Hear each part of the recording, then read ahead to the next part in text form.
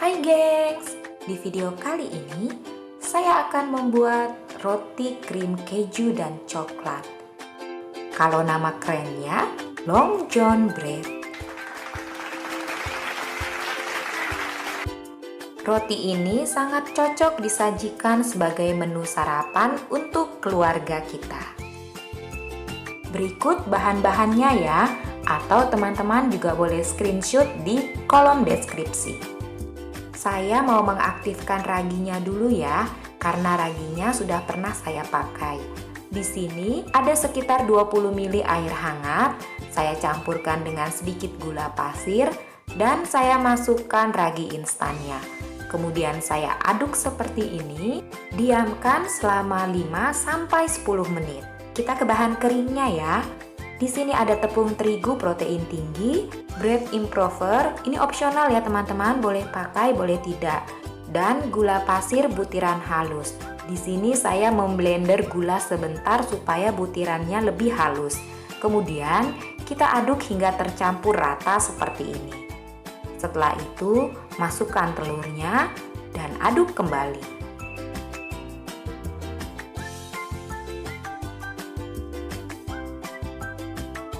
Nah, ini ragi yang tadi saya aktifkan sudah naik, berbuih, ini artinya raginya aktif ya. Saya masukkan ke dalam campuran tepung. Kemudian saya tambahkan susu cairnya sedikit demi sedikit. Setelah itu, saya aduk hingga merata. Teman-teman, di resep tadi tercantum susunya 120 ml. Tapi karena di awal saya menggunakan air hangat 20 ml untuk mengaktifkan ragi, jadi susunya ini hanya saya takar 100 ml. Ini semua adonan sudah tercampur dan ternyata susunya masih sisa. Jadi saya tidak menggunakan seluruh susunya ya. Sekarang adonannya akan saya uleni hingga setengah kalis. Kita uleni saja secara manual ya teman-teman. Uleni hingga adonannya setengah kalis. Kalau sudah setengah kalis seperti ini, tambahkan mentega atau margarin dan garam. Kemudian uleni lagi hingga adonannya kalis elastis. Oh iya, untuk raginya tadi, kalau teman-teman merasa yakin dan tidak mau melakukan pengaktifan ragi, tidak apa-apa. Resepnya sesuai ya, teman-teman menggunakan susu 120 ml dan ragi 1,5 sendok teh. Tapi kalau teman-teman merasa ragu dengan raginya dan ingin mengetes apakah masih aktif atau tidak, boleh digunakan cara seperti yang saya gunakan di awal tadi. Untuk menguleni manual seperti ini bebas sesuai dengan gaya atau trik dari teman-teman sendiri. Jadi adonannya bisa didorong seperti ini, bisa dibanting sesekali, atau dilipat dan didorong. Saya sendiri kalau menguleni secara manual begini nggak pernah konsisten dengan satu cara ya. Sekarang saya akan mengecek apakah rotinya sudah kalis elastis. Nah ini cukup ya kalau untuk saya. Kemudian saya bulatkan seperti ini. Saya taruh kembali ke dalam wadah, tutup dan istirahatkan hingga adonan mengembang 2 kali lipat. Setelah sekitar 1 jam, ini adonannya sudah mengembang 2 kali lipat ya. Saya kempeskan. Saya uleni sebentar saja untuk mengeluarkan gas yang ada di dalamnya. Setelah itu saya bagi. Ini saya potong ditimbang sama rata sekitar 40 gram. Ini akan menghasilkan 11 potong adonan roti. Namun teman-teman bebas ya untuk menimbang berapa gram roti yang diinginkan. Setelah semuanya dibagi sama rata, sekarang akan saya bulat-bulatkan. Saya rounding supaya mulus seperti ini ya. Lakukan dari potongan pertama yang dibuat tadi. Ini rounding kembali, usahakan semulus mungkin ya teman-teman. Lakukan terus sampai habis. Ingat berurutan dari yang awal tadi dibagi. Kemudian setelah semuanya di rounding, kita akan istirahatkan kembali selama 10 menit.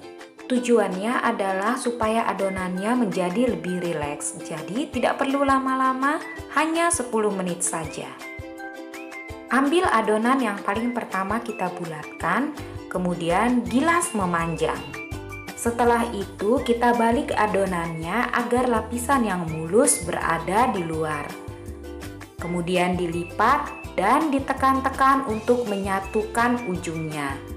Dicubit-cubit, ditekan-tekan seperti ini ya. Ditekan-tekan dengan rapi supaya bagian bawahnya menyatu dengan baik. Nah, sudah selesai. Ini potongan yang pertama. Saya akan taruh di atas loyang yang sudah dioles dengan margarin.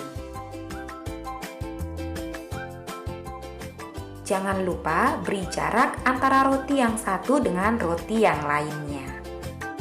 Lakukan pada adonan lainnya, ingat sesuai urutannya ya. Jadi selalu dimulai dari adonan yang pertama kali kita bulatkan tadi. Kemudian begitu seterusnya mengikuti urutannya. Untuk bagian bawahnya dicubit-cubit seperti ini ya teman-teman. Setelah semua adonan selesai dibentuk, sekarang kita akan istirahatkan kembali, tutup dengan kain bersih sampai adonan mengembang 2 kali lipat. Tergantung pada suhu di tempat teman-teman masing-masing ya. Ini setelah 30 menit adonannya sudah mengembang 2 kali lipat. Jangan lupa dioles dengan susu cair permukaannya. Untuk mengoles seperti ini saya gunakan susu cair yang tadi sisanya. Tujuan dioles seperti ini supaya permukaan rotinya tidak kering. Sekarang rotinya siap untuk dipanggang. Jangan lupa panaskan oven terlebih dahulu. Dan ini saya memanggang di suhu 180 derajat, api atas bawah selama 15 menit. Selalu ingat untuk menyesuaikan suhu dan waktu pemanggangan dengan oven masing-masing. Karena beda oven, beda waktu dan suhu pemanggangannya. Jadi untuk mendapatkan hasil yang maksimal, kita memang harus mengenali oven kita masing-masing. Jika sudah matang dalam keadaan masih hangat, olesi permukaan roti dengan mentega atau margarin. Permukaannya menjadi mengkilap dan kinclong seperti ini. Ini rotinya teman-teman. Bagus ya. Menul-menul seperti ini. Sekarang saya akan potong. Ini dipotong tapi tidak sampai putus ya, jadi hanya setengahnya saja. Kita buka seperti ini. Kemudian saya beri buttercream dan keju parut. Taruh keju parutnya sebarbar mungkin teman-teman, karena semakin banyak rasanya semakin uhui. Ini sejujurnya saya sudah tergoda sekali untuk memakannya. Yang ini saya akan isi dengan mesis coklat. Ini juga nggak apa-apa diisi sebarbar mungkin teman-teman, karena mesis dengan buttercream itu rasanya jadul sekali. Sudah selesai. Ini dia roti krim keju dan coklat. Penampilannya sangat menggoda teman-teman, menul-menul dan rotinya sangat lembut. Ini recommended sekali resepnya, untuk teman-teman boleh coba rebake di rumah masing-masing. Dan kalau teman-teman punya pertanyaan seputar resep ini, silahkan tinggalkan pertanyaan teman-teman di kolom komentar. Sekarang kita akan coba rasanya seperti apa ya.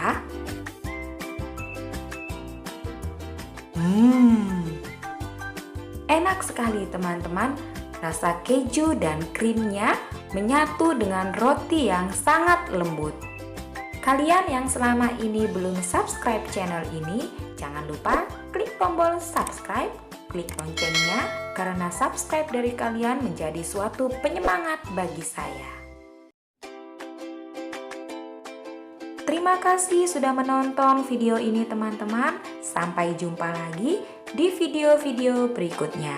Bye-bye.